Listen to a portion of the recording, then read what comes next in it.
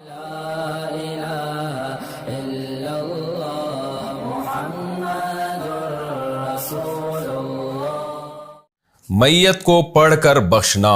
میری والدہ کا جنوری میں انتقال ہوا تھا، ہم ان کے لیے کیا کیا صدقہ جاریہ کر سکتے ہیں؟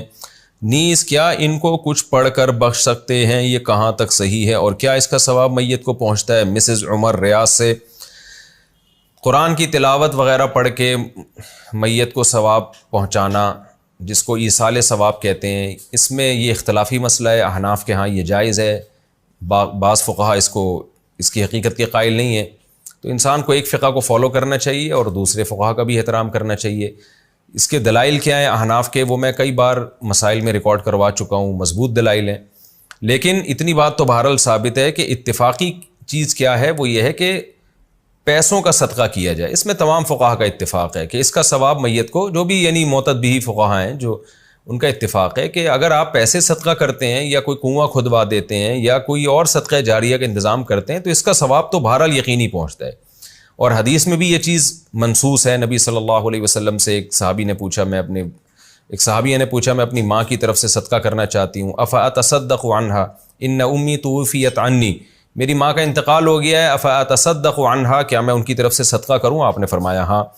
تو اس لیے زیادہ فوکس جس چیز کو کرنا چاہیے وہ ہے پیسے صدقہ کریں اپنی والدہ کے لیے، اور کوئی مدرسہ بنا دیں، مسجد بنا دیں، یا مسجد میں تعاون کر دیں، یا مدرسے میں تعاون کر دیں، یا یتیم خانے میں تعاون کر دیں۔ اس طرح سے کوئی بھی صدقہ جاریہ ہو، یا ویسے ہی کوئی صدقہ کسی غریب کی مدد، اور دل میں نیت کر لیں کہ اس کا ثواب میری والدہ کو پہنچے، تو یہ انشاءاللہ آپ کی والدہ کو ثواب پہنچے گا۔ میں بھی دل سے دعا کرتا ہوں اللہ تعالیٰ آپ کی والدہ کی مغفرت فرمائے اور ان کے درجات کو بلند کرے۔ قرآن بخشنے کا طریقہ کیا ہے؟ قرآن مجید بخشنے کا صحیح طریقہ کیا ہے؟ کہتے ہیں کہ پہلے الحمد شریف پڑھے گا، پھر حمد و ثنا کرے گا، پھر تینوں قل پڑھے، پھر اس کے یہ کہے کہ اس کا ثواب ہمارے نبی صلی اللہ علیہ وسلم کو، اور اس کے بعد حضرت آدم سے لے کر قیامت تک آنے والے تمام انسانوں کو پہنچائے، پھر آخر میں جس کے لیے قرآن پڑھا گیا اس کا نام لے کر بخش دے۔ کیا یہ طریقہ صحیح ہے آفرین انڈیا سے؟ دیکھیں، قرآن بخشنے کا کوئی مخصوص طریقہ صحابہ سے ثابت نہیں ہے، صرف اتنا ثابت ہے کہ نبی صلی اللہ علیہ وسلم نے صدقہ کرنے کا حکم دیا ایک صحابیہ کو کہ وہ اپنی ماں کے لیے صدقہ کریں۔ تو اس سے علماء نے استدلال کیا کہ صدقہ بھی ایک نیکی ہے، تو کوئی بھی نیکی کسی کے لیے بھی کی جا سکتی ہے۔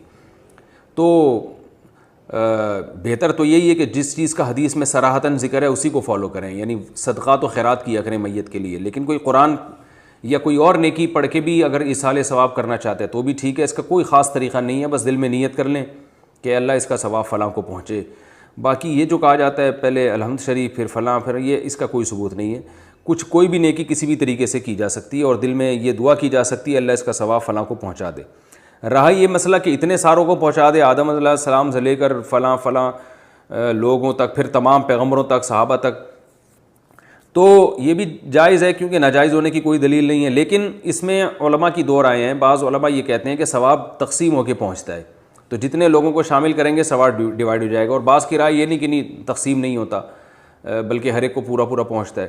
تو ان میں سے کسی بھی مسلک پہ کوئی مضبوط قرآن و سنت سے دلیل کسی کے پاس نہیں ہے۔ کہ اللہ کی رحمت سے امید کی جا سکتی ہے کہ اللہ سب کو سارا ہی ثواب پہنچا دیں، اللہ چاہیں تو ڈیوائڈ کر کے پہنچا دیں۔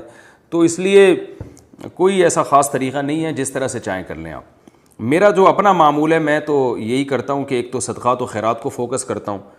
جو میرا جو معمول ہے کہ جو میت کے لیے جو حدیث میں جو چیز منصوص ہے، جو متفقون علیہ، اور اگر قرآن پڑھ کے کرنا چاہیں تو دل میں بس اتنی نیت کہ سورہ فاتحہ پڑھی یا کوئی بھی سورت پڑھ لی، اللہ اس کا ثواب فلاں کو پہنچے، تو سب طریقے ٹھیک ہیں۔